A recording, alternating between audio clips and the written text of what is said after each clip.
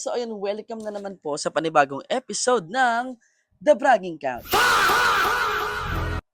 So for today's video guys, ang another feature na naman natin na sapatos is walang iba kundi ang isa sa mga comfiest shoes lagi naman is the Nike Vomero 5 in cool gray or wolf gray colorway. Bakit siya tinawag na wolf gray? Kita nyo naman guys, color gray and yung swoosh niya dito is color white.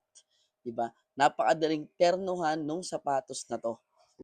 Hindi totoo yan. Sabi dito, this model is known for blending a Y2K aesthetic with modern comfort features, making it popular for both running and casual wear, 'di ba? So hindi na siya pang running, guys. Pwede rin natin siyang pang everyday na gamitin. 'Yun ang maganda sa Vomero 5 eh. Medyo pricey lang talaga yung presyo niya, pero ngayon kasi may mga below SRP naman at syempre available din sa atin 'yun. Kung gusto niyo mag-order, mag-send lang kayo ng prefer yung colorway na gusto niyo. Okay? So sa sizing naman, may nauna akong Vomero 5 kung naaalala nyo. So yung Vomero 5 na yon is, yung size ko doon is 7.5. Tapos nagkaroon tayo ng pagkakataon, nakakuha tayo ng 7 dahil mas prefer ko kasi yung medyo snug fit na siya sa akin, 'di ba?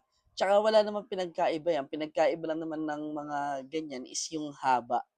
So ayun, ganun pa rin naman tayo. Makikita nyo rito, meron siyang net and of course, ito, kung makikita nyo, itong mga lines na to na nandito, madalas yan is glow in the dark.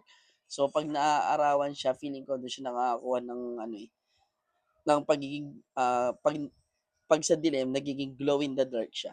Di ba?